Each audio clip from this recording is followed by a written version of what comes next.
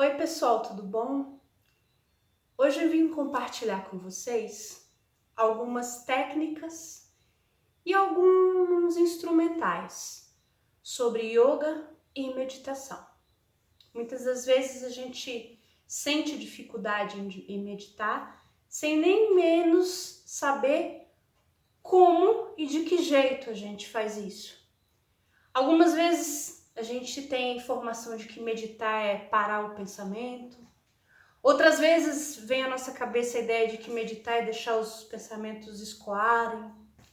Então, diante de tantas informações, eu vim compartilhar algumas técnicas que ao longo desse percurso todo no yoga tem funcionado bastante para mim. A Tara veio também meditar e fazer yoga. Mas antes de entrar nessa conversa assim bem intimista e informal, primeiro eu acho bem interessante desmistificar algumas ideias.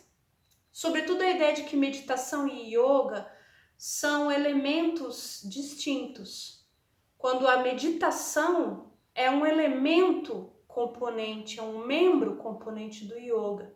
Ou seja, o yoga é um instrumental mais amplo do qual se deriva ou se destacou por uma série de questões, sobretudo quando o budismo, quando ele se destaca do hinduísmo para consolidar uma filosofia própria, ele vai se municiando, se apropriando desses elementos da meditação contidos no que seria a meditação hindu propriamente dita. Então, se tem essa falsa sensação de que meditação é uma realidade, é um método, é um procedimento, e o yoga é outro. Quando eles são, um é parte integrante do outro. A meditação, enquanto situada no yoga, ela faz parte daquilo que se chama, nessa tradição antiga, de anga. Anga é um membro, um elemento desse percurso abrangente chamado yoga. O yoga, ele se compõe de 8 é o número de angas, ou angani, do qual o yoga vai retirar e extrair toda essa sua metodologia. Por que 8? São 8 partes integrantes, 8 etapas, que não necessariamente são encadeadas, sequenciais e cronologicamente situadas, mas juntas formam essa realidade. Então, quando se fala em yoga, se fala em asana, pranayama, yamas, niyamas, pratyahara, dharana, dhyana e samadhi. Samadhi é bem conhecido da gente. Asana também bem conhecido, que se confunde com a própria estrutura física das posturas. E pranayama, bem conhecido da gente na figura da respiração. Mas sobre o que eu vim falar especificamente hoje? Eu vim falar sobre aquilo que as pessoas situam como mais difícil. A concentração, o foco, a construção ou elaboração de uma disciplina mental para se chegar a um estado de êxtase meditativo no samadhi. Justamente porque a gente confunde essa ideia de meditação e a aparta dessa disciplina mais longa, ampla e abrangente que é o yoga. Então, para se meditar dentro dessa disciplina do yoga, você pode investir em vários métodos. Primeiro, qual é a recomendação dentro daquilo que vem a ser a estrutura dos Yoga Sutras de Patanjali? Você se situar de uma forma confortável.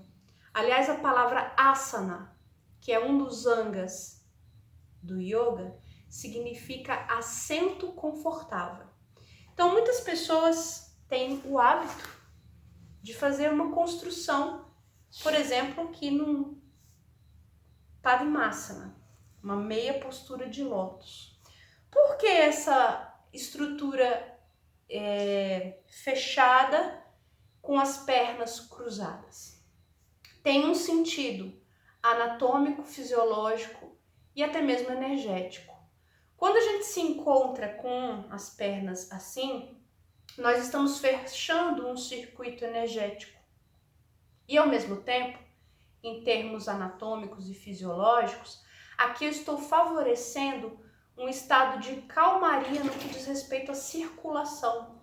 Então isso facilita uma tranquilização que é favorável à meditação. Agora, é claro, para se chegar a um estado de tranquilidade no asana, aí o trabalho corporal que é feito por intermédio das outras posturas. Então, tem gente que já está estabilizado aqui, nessa postura. Importante você fazer a separação dos isquios ou dessas almofadas dos glúteos, assentando a parte baixa, onde se situa o períneo, o assoalho pélvico e o esfíncter. Por que isso? Porque quando fazemos isso, nós estamos assentando o nosso Muladhara Chakra, nosso chakra raiz ou chakra básico, que aliás é um dos grandes desafios da humanidade. Trabalhar a transcendência, a elevação de uma energia primordial que se encontra nos 3 primeiros chakras, no chakra raiz, no umbilical e no plexo, para que nessa ascendente eu consiga realizar esse grande impulso de transcendência. Por isso esse trabalho de base. Então o yoga não é pura e simplesmente se sentar de qualquer maneira, é você ter a consciência dos seus pontos específicos no seu corpo, como eles trabalham, como eles se alojam e se assentam e se aterram. Então aqui é uma postura, é uma possibilidade de asana. A outra, mais tranquila, é o Sukhasana. Você está pura e simplesmente com as suas pernas cruzadas, você está sentado, as pernas cruzadas, e de igual maneira fazendo o alojamento do seu assoalho pélvico, da sua estrutura de glúteo, do seu períneo, assentando o seu Muladhara Chakra, seu chakra de base. Ou então, pura e simplesmente, uma perna mais próxima, a virilha, outra. Tem várias formas. A postura do diamante também, onde você se assenta sobre os seus calcanhares. Tenha cautela de fazer o alinhamento da sua coluna. E aqui tem muita gente que coloca uma almofadinha.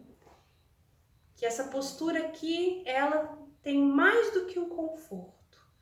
Ou quando nada disso te acalma no seu ego, lembrando sempre que esses desconfortos são recados egóicos. São as elaborações do meu ego que procura qualquer tipo de desculpa para ele se sentir inquieto, dar o sinal de vida e te impedir de fazer o recolhimento das atividades da mente.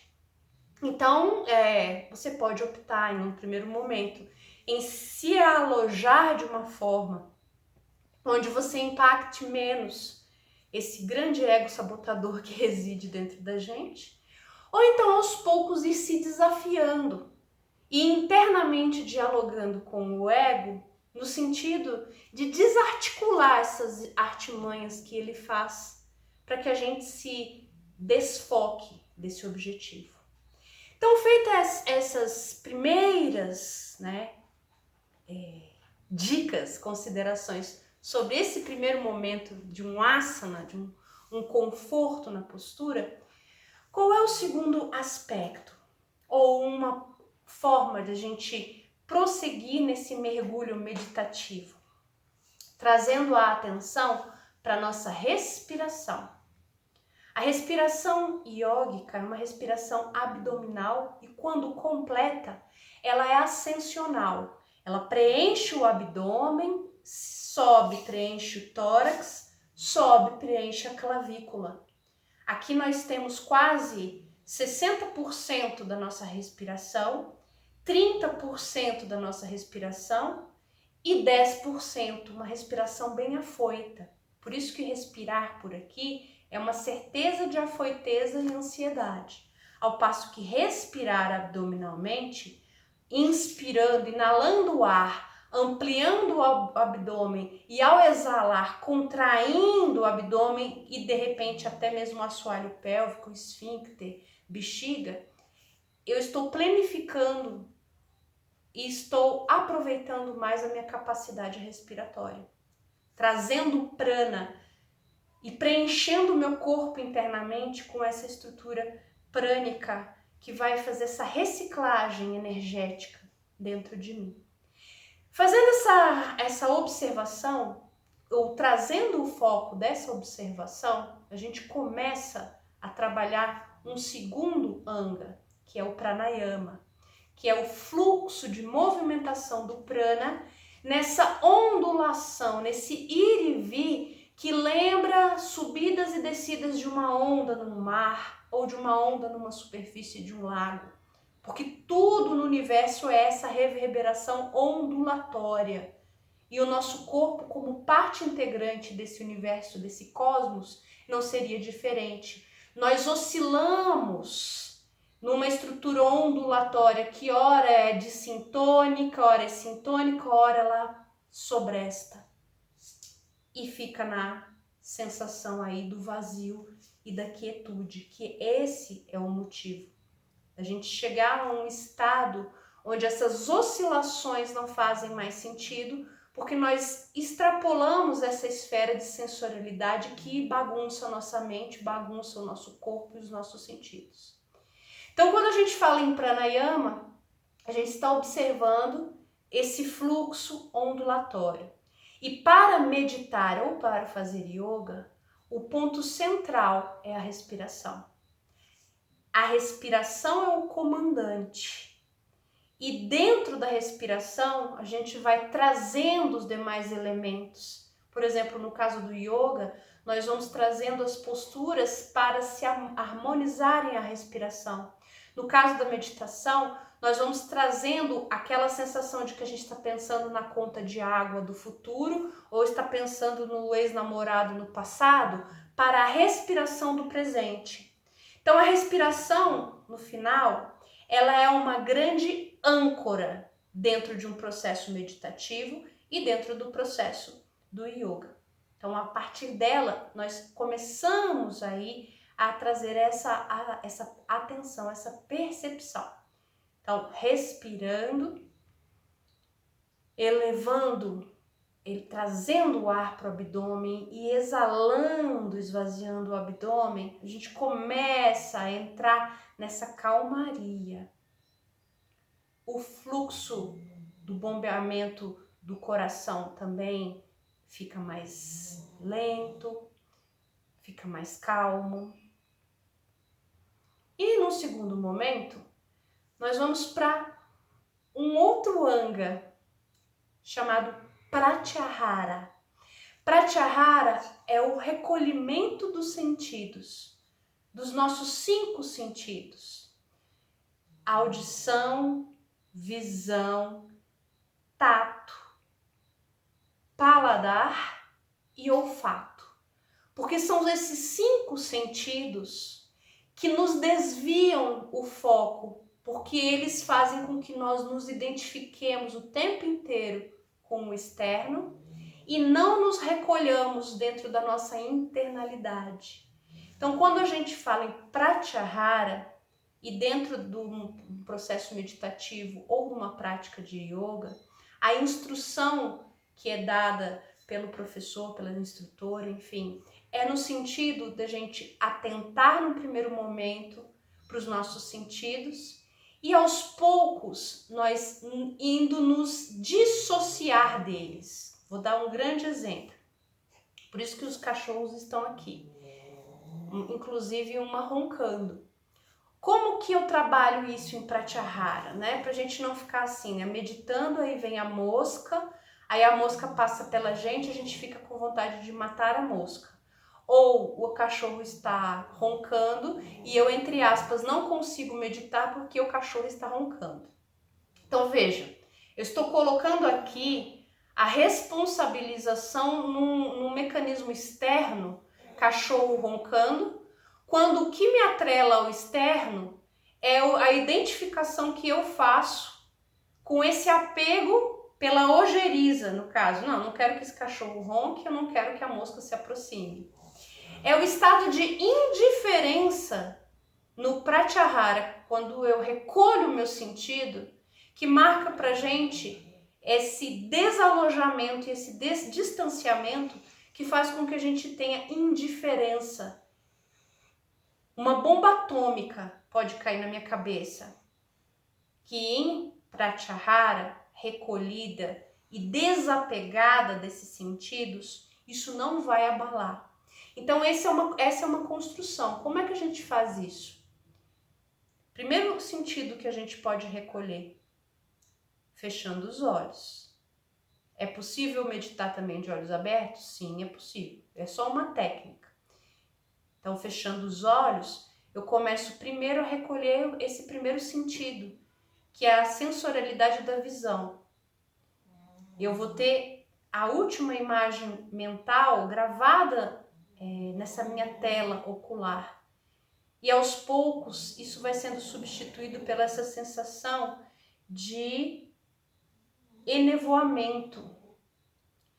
Segundo, a audição. Eu presto o primeiro momento a atenção no meu cachorro aqui roncando ou no barulho da mosca. E sem exercitar um julgamento. Ai, que saco o cachorro latindo ou roncando. Ai, que chato essa mosca fazendo barulho. Eu vou me dissociando do barulho. Isso daí é uma disciplina. É um adestramento que só é conseguido quando eu me disponho a realizar isso com hábito e com permanência. Então, na medida em que eu todos os dias me aloje no canto, todos os dias enfrente essa associação e dissociação dos elementos que me são externos, eu vou recolhendo, eu vou saindo do externo que me perturba para o interno. Eu estou imperturbável porque eu estou recolhida. E assim com o olfato, né? Eu fecho os olhos, dissocio a audição e sinto aromas, né? O cheiro de um chá, um perfume, né? Um odor, né? Um aroma desagradável. O que eu estou fazendo aqui? Eu estou me identificando. Quando eu falo em aroma gostoso, até redundante, né? Ou quando eu falo que algum cheiro me desagradou, eu tenho ojeriza, eu estou apegada a esse cheiro por identidade. O cheiro tá lá no externo, mas o que fez com que ele viesse parar dentro do meu juízo de valor? O fato de aqui dentro eu me predispor a ir alcançá-lo lá fora, como se ele me atraísse. Então, tudo que vem de fora nos atrai como imãs. E se nós não nos desalojamos deles, nós não vamos ter essa quietude interna para realizar esse recolhimento, esse pratyahara. Então, recolher os sentidos é justamente se aproximar no primeiro momento, se identificar e se apegar e se distanciar ao ponto daquele elemento externo não ser o suficiente, o bastante para me retirar do meu estado de entronização. Esse é um anga chamado pratyahara. Depois de assentada no asana, respirando bem no pranayama e recolhido o sentido, um outro momento que é muito utilizado de construção e de concentração, né? Na verdade de foco, é o dharana. Dharana é a própria orientação do foco. Então, muitas pessoas, nos seus processos meditativos, fazem construções mentais. O que são construções mentais? Fazem visualizações, imagens projetivas de sementes, de tetraedros, de luzes. O que é isso? Isso é uma construção lançando uma semente meditativa. Por isso que se faz a referência a samadhi com semente. Porque eu atravesso essas camadas reorganizando mentalmente, ou me reorganizando mentalmente, usando a atividade da própria mente para ela se adestrar. Ela não é solta para que ela possa pensar qualquer coisa a qualquer hora. Eu vou dispondo num ritmo e um método.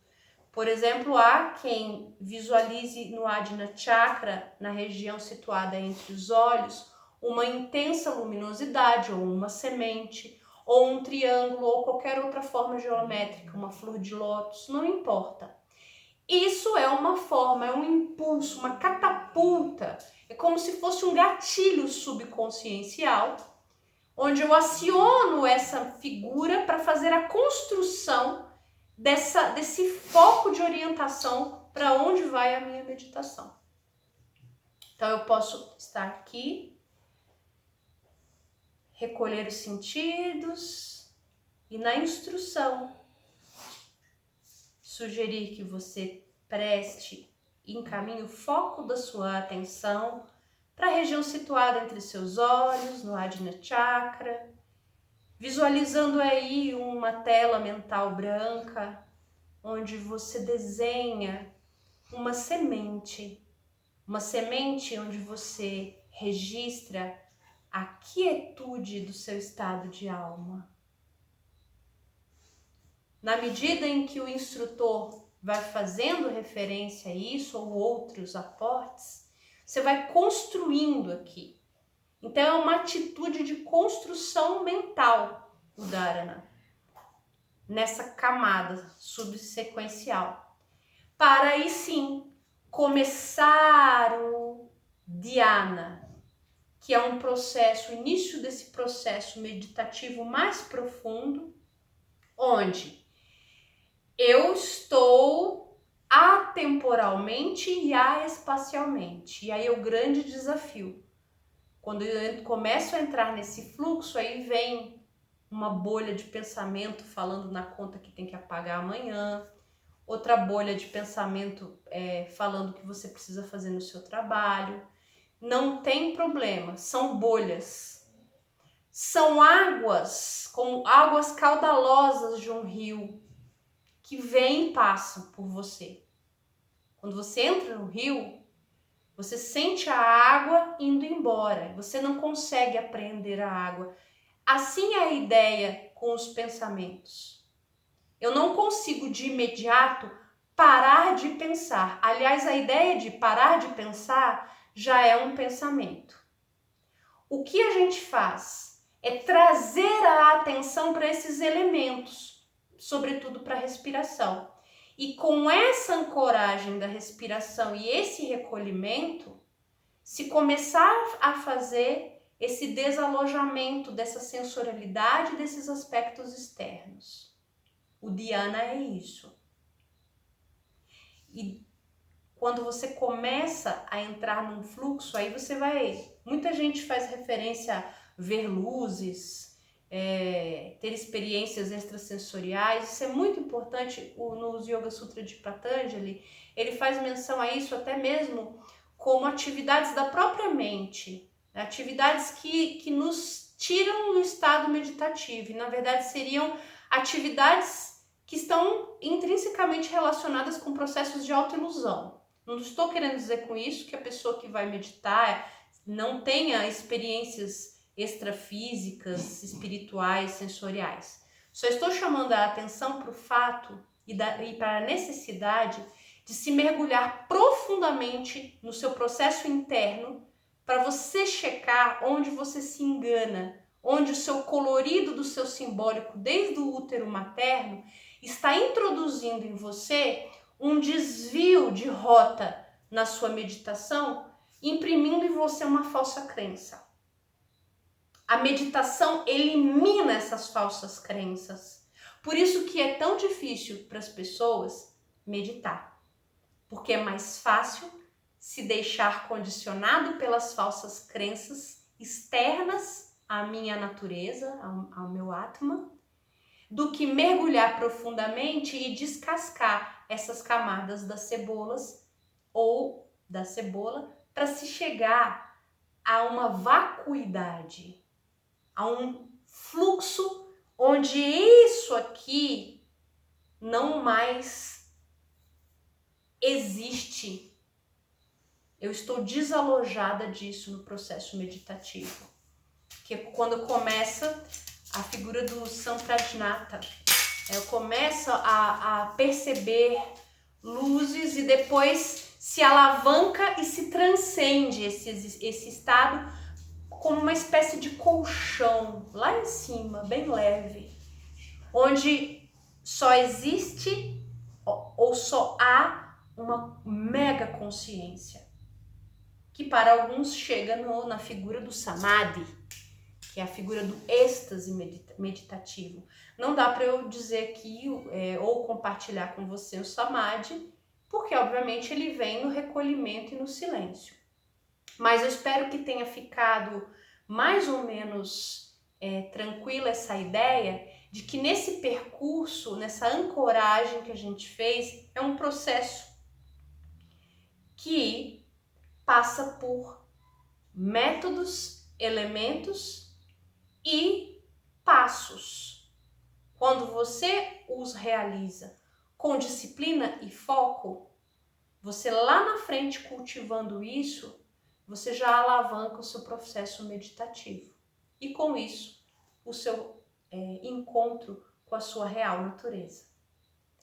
Até mais, espero que seja de grande valia para todos esse vídeo e qualquer coisinha, digita nos comentários, deixa seu recado, que na medida do possível a gente vai respondendo. Hari Om Tat Sat, Namastê.